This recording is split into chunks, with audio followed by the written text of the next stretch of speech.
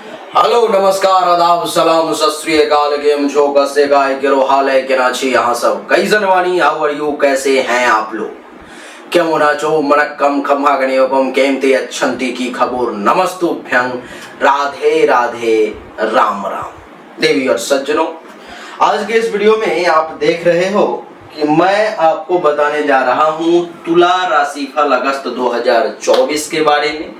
सामने में स्क्रीन है जो आपको सब कुछ यहाँ पर में दिखाई दे रहा होगा। आप देख रहे हो कि तुला राशिफल अगस्त 2024 कुंडली का जो प्रथम भाव है यहाँ पर में 7 लिखा हुआ है। 7 का अर्थ ये हुआ कि ये तुला लग्न तुला राशि की कुंडली हुई। दूसरे भाव में 8, मतलब कि प्रथम भाव में कोई भी ग्रह नहीं है, दूसरे भाव में कोई भी ग्रह नहीं, तीसरे में कोई नहीं है, चौथे में भी कोई ग्रह नहीं है, 5वें भाव में आपको दिखाई दे रहा होगा शनि देवता यहाँ पर में विराजमान है। और शनि देवता यहाँ पर विराजमान है और पूरे महीने शनि देवता यहीं रहेंगे।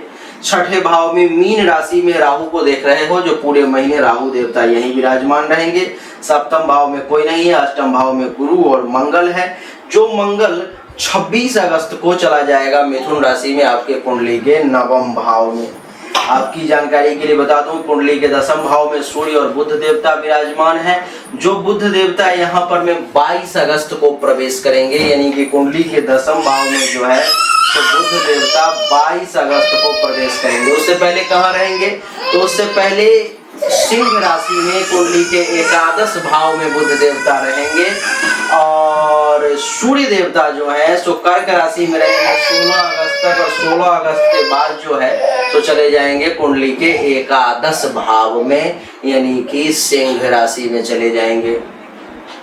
और आपको मैं बता दूं कि शुक्र देवता कुंडली के 11 भाव में ही है और ये 25 अगस्त को जो है सो कुंडली के 12 भाव में चले जाएंगे और केतु पूरा का पूरा महीना यहीं रहेगा।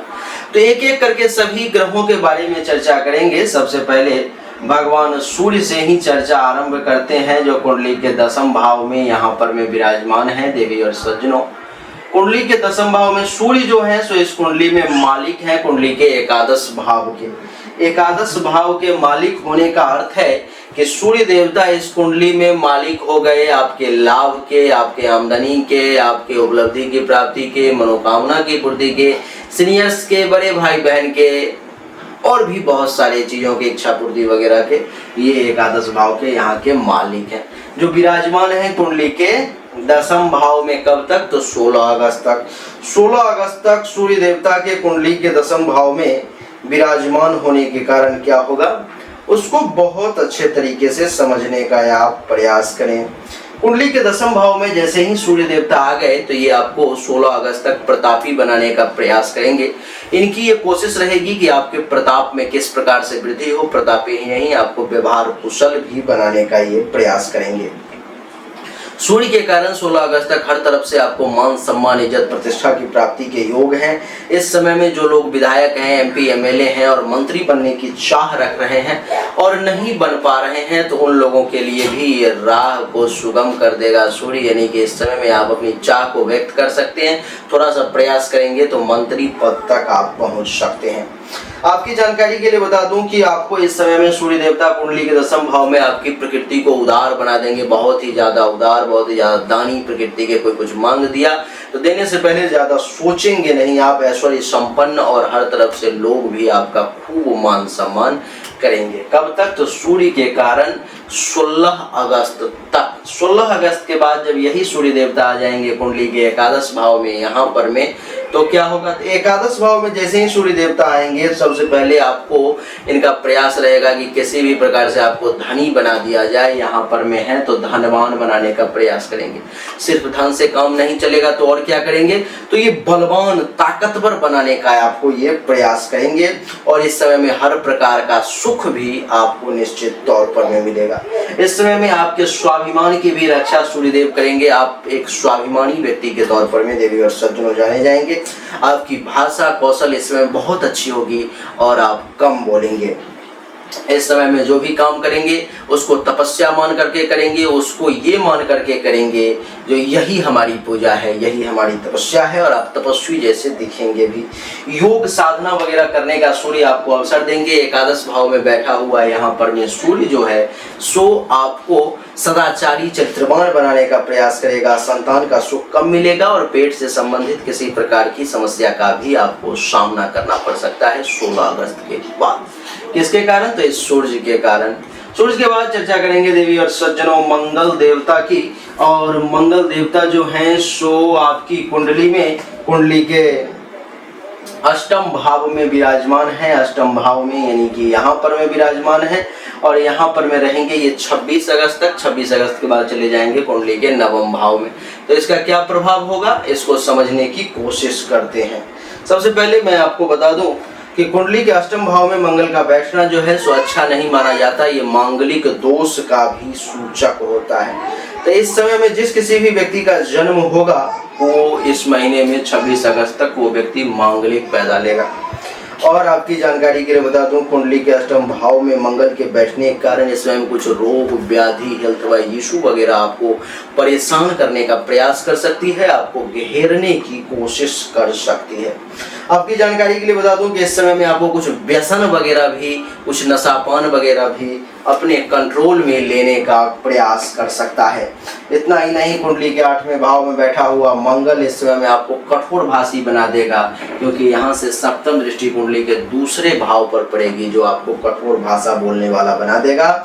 और आपकी जानकारी के लिए बता दूं कि इतना ही नहीं, कुंडली के नवम भाव में बैठने के कारण आंख से संबंधित किसी प्रकार के समस्या, कुंडली का अष्टम भाव में बैठने के कारण मंगल का आंख से संबंधित समस्याओं का भी कुछ आपको सामना करना पड़ सकता है। इसमें किसी का अस्त्र शस्त्र वगैरह भी आप गायब करने के बारे में सोच सकते हो कि उसका वाला जो है सो अच्छा है मैं ले लूं। इस प्रकार की सोच मंगल आपके अंदर डेवलप कर सकता है। इतना ही नहीं, इस समय में आग से थोड़ा सा डर है तो सावधान रहें। धन के लिए चिंतित रह सकते हैं और रक्त विकार आपको परेशान करने की कोशिश कर सकता है। मंगल जब 26 अगस्त को कुंडली के नवम भाव में आ जाएंगे तो नवम भाव में मंगल के आने के कारण क्या होगा देवी और सज्जनों, मंगल का नवम भाव में बैठना ये दर्शाता है कि इस समय में आपके अंदर अभिमान जागृत हो जाएगा, अहंकार की भाई मैं हूँ, इस प्रकार का मैं का भाव जागृत हो जाएगा, जिसके कारण से कुछ लोगों से आपके मन में, आपके सामने से द्वेष वगैरह की झलक भी देखने को मिलेगी। आपको ऐसा लगेगा, आपको जलन ईर्ष्या भी किसी भी व्यक्ति से हो सकता है, कहने का अर्थ यही है। इस समय में गुस्सा ज्यादा आएगा, आपके अंदर लीडरशिप क्वालिटी बहुत डेवलप होगी। और आपकी जानकारी के लिए बता दूं कि आप एक अच्छे अधिकारी के तौर पर में, अगर आपके कोई ऑफिसर वगैरह है तो आप एक अच्छे अधिकारी के तौर पर में जाने जाएंगे। इतना ही नहीं, आपकी जानकारी के लिए भी बता दूं कि आपके मन में ईर्ष्या तो आएगा ही, लेकिन धन का लाभ भी मिलेगा, कम मिलेगा। मंगल के कारण यश में वृद्धि होगी और कुछ असंतुष्ट आप प्रतीत होंगे। आपको जो है इस समय में संतुष्टि महसूस नहीं होगी मंगल के कारण। बुध देवता के बारे में अब चर्चा करेंगे देवी और सज्जनों। बुध देवता जो हैं सो आपके कुंडली में, कुंडली के 10वें भाव में विराजमान है यहाँ पर में, और कुंडली के एकादश भाव में। तो अभी जो बुध देवता हैं 22 अगस्त तक वो कुंडली के एकादश भाव में ही है, और इसके बाद इनको जाना चाहिए था द्वादश भाव में यानी कि कन्या राशि में, लेकिन वो आगे नहीं गए, पीछे आ गए। तो पीछे कहाँ आ गए? पीछे कर्क राशि में आ गए। कर्क राशि में आने के कारण क्या होगा देवी और सज्जनों, उस फल को समझने की आप कोशिश करें। कर्क राशि में कुंडली के 10वें भाव में आ जाएंगे 22 अगस्त से, उससे पहले एकादश भाव में रहेंगे, तो उसके फल को समझ लें। कुंडली के एकादश भाव में बुध के बैठने के कारण इस समय में अगर आपके जीवन में किसी भी प्रकार का 22 अगस्त तक कोई संकट भी आने वाला है तो बुध देवता उसको हरने की कोशिश करेंगे, आपके जान की रक्षा करेंगे। आपकी जानकारी के लिए बता दूं कि आपको योग वगैरह की तरफ रुझान होगा, आप एक चरित्रवान सदाचारी व्यक्ति के तौर पर में जाने जाएंगे। धन की प्राप्ति होगी, इसलिए धनवान भी कहलाएंगे, और एक प्रसिद्ध व्यक्ति के तौर पर में यानी कि पॉपुलर व्यक्ति के तौर पर बुध आपको सामने लाएंगे। 22 अगस्त तक आपकी कुछ पॉपुलरिटी, आपकी कुछ ख्याति जो है वो भी बढ़ती हुई नजर आ रही है। आपकी जानकारी के लिए बता दूं कि इस समय में आप एक विद्वान व्यक्ति के तौर पर में गायन वादन प्रिय और आप लीडरशिप क्वालिटी डेवलप होगा। और इतना ही नहीं, आप एक ईमानदार व्यक्ति के तौर पर में भी जाने जाएंगे। आपकी सुंदरता भी बढ़ती हुई नजर आ रही है। संतान का भी सुख बुद्ध दिलवाने का प्रयास करेंगे। विचारवान व्यक्ति के तौर पर जाने जाएंगे। और बुद्ध के यहाँ बैठने के कारण शत्रु का भी नाश होगा, यानी कि शत्रुनाशक योग भी निश्चित तौर पर में बुद्ध देवता आपके लिए बनाएंगे। बुद्ध देवता जब आगे ना जाकर के बकरी अवस्था में पीछे दशम भाव में कर्क राशि में आ गए देवी और सज्जनों, तो क्या होगा, तो उसको भी समझिए। दशम भाव में बुद्ध के आने के कारण इस समय में आप एक सत्यवादी व्यक्ति के तौर पर, सत्य बोलने वाला ऐसा व्यक्ति जो झूठ ही ना बोले। 22 अगस्त के बाद आप झूठ का शब्द का प्रयोग बहुत कम करेंगे, ज़्यादा से ज़्यादा सच ही बोलने का प्रयास करेंगे। एक विद्वान व्यक्ति के तौर पे जाने जाएंगे। इस समय लोग समाज आपको मान सम्मान देंगी और आपके मन में एक अलग भाव समाज के प्रति भी जागृत होगा। व्यवहार कुशल व्यक्ति के तौर पे जाने जाएंगे। आपके अंदर कवित्व का गुण डेवलप होगा और आप एक अच्छे लेखक के तौर पर में भी जाने जा सकते हैं। न्याय व्यवस्था आपकी बड़ी कमाल की होगी और भाग्य का भी खूब साथ मिलेगा। बड़े बड़े लोगों से इस समय में आपको मान सम्मान की प्राप्ति होगी। जो गवर्नमेंट ऑफिसर वगैरह होंगे, सरकार के समकक्ष होंगे, एमपी एमएलए, सरकार से किसी भी प्रकार से जुड़े हुए होंगे, उन लोगों से आपको खूब मान सम्मान और लाभ मिलेगा। माता पिता के प्रति बहुत ही ईमानदार और बहुत ही श्रद्धा भक्ति के साथ उनकी सेवा करेंगे और जमीन वगैरह खरीदने का भी आपको अवसर इस समय में प्राप्त होगा। यानी कि बुद्ध का रिजल्ट जो है एकादश और दशम दोनों में बहुत ही बेहतरीन है आपके लिए। बुद्ध के बाद देवी और सज्जनों, अब बारी आती है देव गुरु बृहस्पति की। देव गुरु बृहस्पति जो है सो आपके कुंडली के अष्टम भाव में यहाँ पर में विराजमान है।